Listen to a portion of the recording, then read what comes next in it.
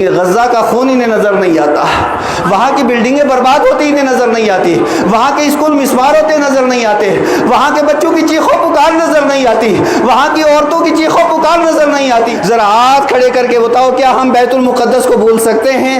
کیا ہم فلسطین کو بھول سکتے ہیں؟ ہم نہیں بھول سکتے۔ میں کہتا ہوں یہ دنیا کہاں چلی گئی؟ ناانصافی کی حالت اور انجام تو دیکھیے، اور ناانصافی کی حد تو دیکھیے۔ اللہ کی عزت کی قسم، بیت المقدس کو بھی مسلمان کبھی نہیں بھول سکتا ہے۔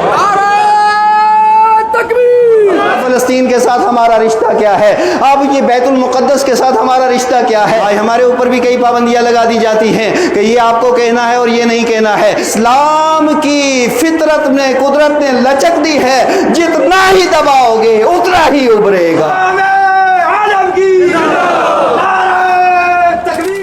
پابندیاں لگا دی جاتی ہیں کہ یہ آپ کو کہنا ہے اور یہ نہیں کہنا ہے، یہ بولنا ہے اور یہ نہیں بولنا ہے۔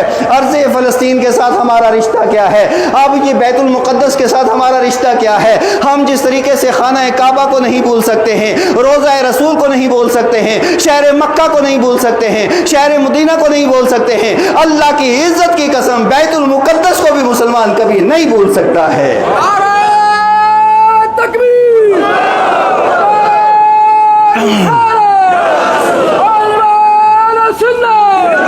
مسلمان بیت المقدس کو کبھی نہیں بھول سکتا ہے۔ ذرا ہاتھ کھڑے کر کے بتاؤ، کیا ہم بیت المقدس کو بھول سکتے ہیں؟ کیا ہم فلسطین کو بھول سکتے ہیں؟ ہم نہیں بھول سکتے۔ کیوں نہیں بھول سکتے ہیں؟ اس لیے کہ شہر مکہ کو اس لیے نہیں بھول سکتے کہ میرا رب فرماتا ہے لا اقسم بہذا البلد وانت حل بہذا البلد، کہ مجھے شہر مکہ کی قسم۔ مالک و مولا کیوں شہر مکہ کی قسم؟ رب نے فرمایا وانت حل بہذا البلد، اور میرا سوڑا محبوب جو شہر مکہ میں پیدا ہوا۔ اب شہر مکہ کو اس کی اہمیت کیوں ہے؟ اس لیے کہ آقا کریم علیہ الصلوۃ والسلام کی جائے پیدائش شہر مکہ ہے۔ مدینہ منورہ سے محبت کیوں ہے؟ اس لیے کہ آقا کریم علیہ السلام کی سکونت شہر مدینہ ہے۔ تو ہمیں بیت المقدس سے پیار کیوں ہے؟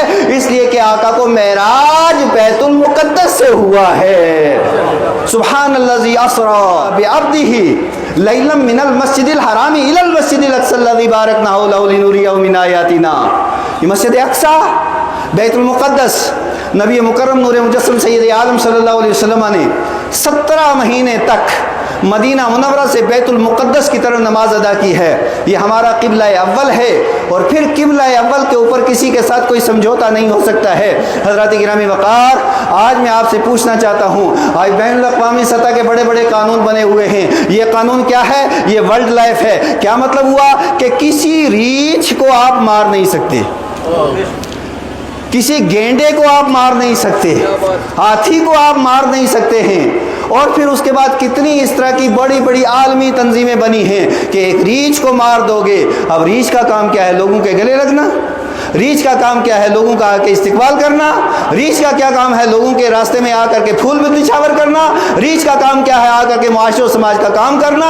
ریچھ کے لیے قانون ہے، اور نیشنل اور انٹرنیشنل سطح پہ مسلمانوں کے لیے کوئی قانون نہیں ہے۔ آپ دیکھیں، میں کہتا ہوں یہ دنیا کہاں چلی گئی؟ ناانصافی کی حالت اور انجام تو دیکھیے، اور ناانصافی کی حد تو دیکھیے کہ پوری دنیا کے اندر اگر جانوروں کے ساتھ کہیں بھی اگر زیادتی ہو، مشرق و مغرب سارے ملک چیخ اٹھتے ہیں، اور دنیا کے اندر اگر کوئی تھوڑی سی بات ہو سارا میڈیا چیخ اٹھتا ہے۔ لیکن غزہ کا خون انہیں نظر نہیں آتا، وہاں کی بلڈنگیں برباد ہوتی انہیں نظر نہیں آتی، وہاں کے اسکول مسمار ہوتے نظر نہیں آتے، وہاں کے بچوں کی چیخ و پکار نظر نہیں آتی، وہاں کی عورتوں کی چیخ و پکار نظر نہیں آتی ہے، وہاں پہ پانی بند ہوا ان لوگوں کا نظر نہیں آتا۔ یہ بین الاقوامی سطح کے جو لوگ ہیں، یہ جو بڑی بڑی NGOs ہیں، یہ جو بڑی بڑی تنظیمیں ہیں، یہ جو بڑے پوری دنیا کے نمبردار بنے ہوئے ہیں، میں کہتا ہوں ان کی آنکھوں کے اندر سوئیاں کس نے گھسا دی ہیں، اور کس نے ان کی آنکھوں کو پھوڑ دیا ہے۔ ان کو اتنا بڑا ظلم نظر نہیں آتا، لیکن یاد رکھیے ظلم آتا ہے جاتا ہے۔ اسلام کی فطرت نے، قدرت نے لچک دی ہے، جتنا ہی دباؤ گے اتنا ہی ابھرے گا۔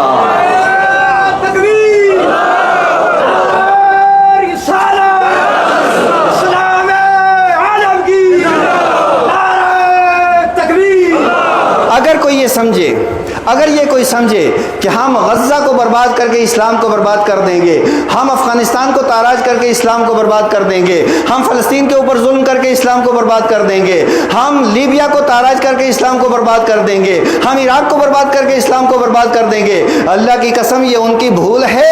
نہ لیبیا کے جانے سے اسلام کا کچھ ہوگا، نہ عراق کے سقوط سے اسلام کا کچھ بگڑے گا، نہ افغانستان کے اوپر بمباری کرنے سے اسلام کا کچھ بگڑے گا۔ اسلام کل بھی زندہ، آج بھی زندہ، صبح قیامت تک زندہ، اس لیے کہ زندہ رب نے زندہ مصطفیٰ کو زندہ مذہب عطا کیا ہے۔